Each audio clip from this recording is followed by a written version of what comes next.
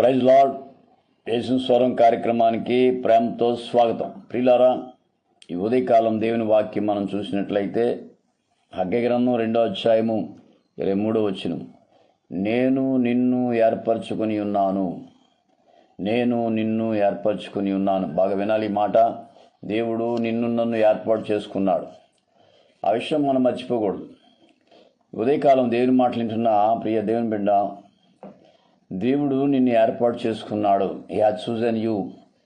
కాబట్టి దేవుడు ఏర్పాటు చేసుకున్నప్పుడు ఎన్నడూ నిన్ను విడిచిపెట్టని సంగతిని మర్చిపోవద్దు. దేవుడు ఏర్పాటు చేసుకున్న వారిని దేవుడు ఎప్పుడూ విడిచిపెట్టడు. ఈరోజు నువ్వు సజీవ లెక్కల్లో ఉన్నావు, దేవుడు ఏర్పాటు చేసుకున్నాడు. దేవుని వాక్యం వింటున్నావు, దేవుడు ఏర్పాటు చేసుకుని ఉన్నాడు. దేవునిలో సాగుతున్నావు, దేవుడు ఏర్పాటు చేసుకుని ఉన్నాడు. కనుక ఎప్పుడైతే ఆయన్ని ఎన్నుకున్నాడో లేదా ఏర్పాటు చేసుకున్నాడో ఆయన చేతిలోనూ ఉంటావు. ఖచ్చితంగా నీకు సహాయం చేస్తాడు. దిగులు పడే అవసరం లేదు, బెంగపడే అవసరం లేదు, కంగారు పడే అవసరం అసలు లేదు. దేవుడు కొంతమందిని ఏర్పాటు చేసుకుంటాడు, అందరినీ కాదు, కొంతమందిని మాత్రం ఏర్పాటు చేసుకుంటాడు. వాడి ద్వారా కార్యాలు జరిగిస్తాడు. ఎంతోమంది జాలర్లు ఉన్నారు. సముద్రం ఒడ్డుని చాలామంది జాలర్లు ఉండొచ్చు, కానీ ఏర్పాటు చేసుకున్నది సీమోని పేతురుని ఒక్కడనే.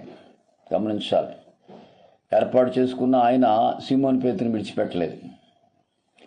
గమనించాలి. ఎంతోమంది ఉన్నారు. ఇశ్రాయేల్తో కలిసి తిరిగినోడు ఇశ్రాయేల్ పక్షంగా ఉన్నవారు, కానీ దేవుడు ఇశ్రాయేల్ పక్షంగా ఒకే ఒక అతన్ని ఏర్పాటు చేసుకున్నాడు. ఆయన ఎవరంటే మోషే. మోషేని ఏర్పాటు చేసుకొని తన శక్తినిచ్చి, తన అభిషేకం ఇచ్చి, తన బలాన్ని ఇచ్చి కొన్ని లక్షల ఇశ్రాయేల్ నడిపించడానికి కారణమయ్యాడు నాయకుడిగా.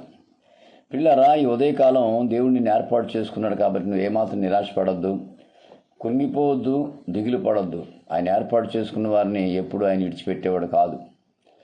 నిన్ను ఏర్పాటు చేసుకున్నాడు దేవుడు. ఆ విషయం గమనించి ఈరోజు వరకు సజీవ లెక్కల్లో ఉన్నావు, సంతోషంగా ఉన్నావు, దేవుని పరిచయం చేస్తున్నావు, లేదా దేవుని సేవలో ఉన్నావు అంటే దేవుడు హ్యాస్ చూజన్ యూ. దేవుడు నిన్ను ఎన్నుకున్న సంగతి నువ్వు ఎప్పుడు మర్చిపోద్దు. ఎన్నుకున్నవాడు విడిచిపెట్టాడు, వాడుకుంటాడు నిన్ను. నువ్వు ఎక్కడికి వెళ్ళినా, ఏ మూలకి వెళ్ళినా, ఏ పక్కకి వెళ్ళినా విడిచిపెట్టకుండా తన పరిచయంలో కానీ తన పనిలో కానీ వాడుకుంటాడు. నేను నిన్ను ఏర్పరచుకున్నాను వాక్యం సెలవిస్తుంది ఇక్కడ. హగ్గయి 2:23లో నేను నిన్ను ఏర్పరచుకున్నాను. గమనించాలి ప్రియులారా. దావీదు కుటుంబంలో మనం చూసినట్లయితే అన్నదమ్ముల్లో ఎవరిని ఏర్పాటు చేసుకోలేదు. వారిని నేను కోరుకోలేదు అన్నాడు ఆయన. దావీదు అన్నాడు నేను కోరుకున్నా అన్నాడు.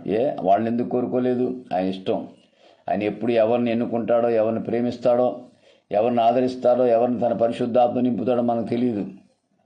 అని ఆశ్చర్యపోతాం వాళ్ళని చూసినప్పుడు.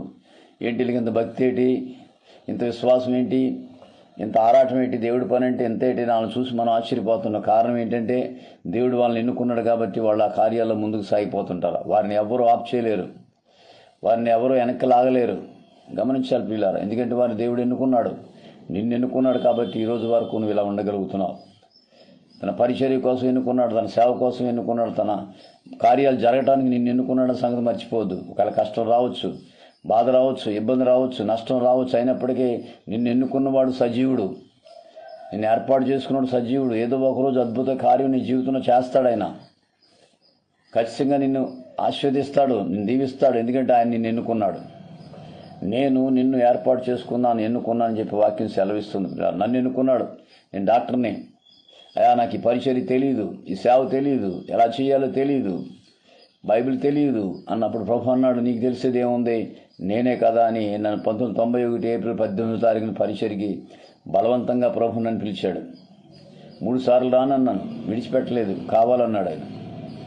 నాకేమి చేత కాదన్నా, నీకు చేతగా అయింది ఏమి లేదు, నేను చెప్తాను రా అన్నాడు. ఈరోజు అనేక మందికి ఆశీర్వాదకరంగా నన్ను ఉంచాడు. అనేక మందికి ప్రార్థన చేయటానికి కానీ, సేవకులుగా తయారు చేయటానికి కానీ మరి దేవుడు నన్ను ఏర్పాటు చేసుకున్నాడు.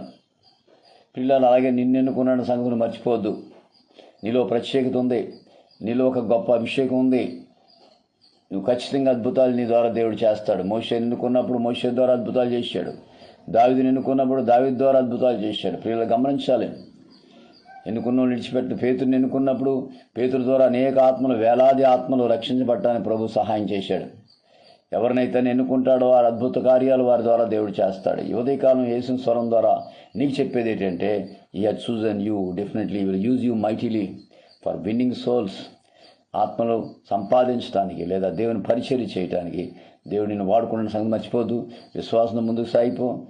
అలా సాగిపోవడానికి పరిశుద్ధాత్మ దేవుడికి సహాయం చేయండి. Comment God bless you. మీ సహోదరుడు పాస్టర్ రమేష్ కుమార్, రాజమండ్రి. 9849864904 63028819110.